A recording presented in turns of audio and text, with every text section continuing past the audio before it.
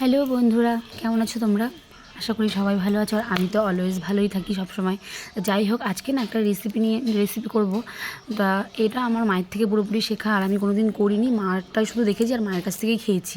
আর তাই এবার আমি একটু ট্রাই করলাম। আর প্রথমবার ভয়েস ওভার দিচ্ছি ভীষণ, আর আমার গলাটা তো ভীষণ ভালো, তাই আমি ভয়েস ওভার দিই না। আমি প্রথমবারই দিচ্ছি ভয়েস ওভার। প্রতিটা রেসিপি আমি গানেই সিলেক্ট করি। তা এবারে একটু ভাবলাম যে না, দেখি তো আমার গলাটা সবার পছন্দ হয় কি না, সেটাও তোমরা জানিও আমার গলাটা কত ভালো। হ্যাঁ, যাই হোক, এবার দেখো আমি কলা পাতায় ভোলা মাছের পাতুরি করব। এই যে সব সবজিগুলোকে আগে মশলা টশলা দিয়ে ম্যারিনেট করে রাখবো। এই যে আমি এর মধ্যে কী কী সবজি দিয়েছি সেটাও বলে দিচ্ছি, পরপর তো আমি দেখাতে পারছি না। আমি হয়তো ভালো, তো খুব এডিটিং ভালো পারি তো, তার জন্য কি বলবো আর। যাই হোক, এর মধ্যে আমি দিয়েছি জিরের গুঁড়ো, ধনের গুঁড়ো, সর্ষে বাটা, কাঁচা তেল, আর এই যে মাছগুলো। এই ছোটো ছোটো মাছগুলো, এগুলো আমার বড় বাজার থেকে আনিনি, এগুলো আমি পাড়ার থেকে নিয়েছি।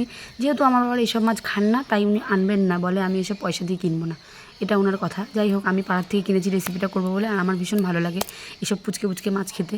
যাই হোক, এর মধ্যে আমি দিলাম তোমার জিরের গুঁড়ো, এটাও সেম দিয়েছি, জিরের গুঁড়ো, ধনের গুঁড়ো, কী বলবো, সর্ষে বাটা, কাঁচা তেল, একটু রসুন বাটাও দিয়েছি, যদিও এটা বাঙাল বাড়িরই রান্না।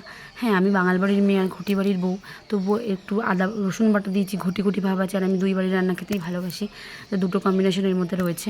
এবার দেখো, প্রথমে সবজিগুলো দুটোই আলাদা করে ম্যারিনেট করেছিলাম, এবার আলাদা আলাদা করে এবার কলা পাতাটা না প্রথমে একটু সেঁকে নিলাম তেল দিয়ে, একটু যাতে নরম হয়ে যায় পাতাটা, আর মাছগুলো যাতে না ভেঙে যায়। এবার সব দিলাম।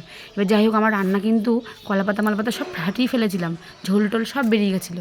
দেখো, কিন্তু দেখতে খুব কিন্তু ভালো হয়েছে, আর খেতেও ভীষণ টেস্ট হয়েছে। নিজের রান্না বলে নিজেই প্রশংসা করছি। যাই হোক, হ্যাঁ, কিন্তু ভীষণ দেখতে কিন্তু খুব সুন্দর হয়েছে, কিন্তু সব ঝোল টোল ভেঙে বেরিয়ে টেরিয়ে কলা পাতা ফেটে মেটে একদম একাকার হয়ে গেছে।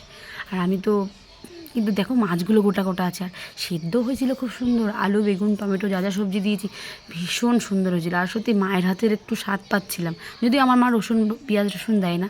আমি পেঁয়াজ দিইনি, রসুন বাটা দিয়েছি, কিন্তু খেতে ভীষণ ভালো হয়েছিল। দেখো, আমি থালার মধ্যে সার্ভ করছি, দেখতেই পারছো ভীষণ ভালো হয়েছিল। তা আমার রেসিপিটা যদি তোমাদের ভালো লাগে, লাইক কমেন্ট শেয়ার করো। আর লাইক তো একটা করবেই। টাটা। এই যে আমার কটা ভাত দিয়েও খেয়ে নিই, দেখি কোনো টাটা।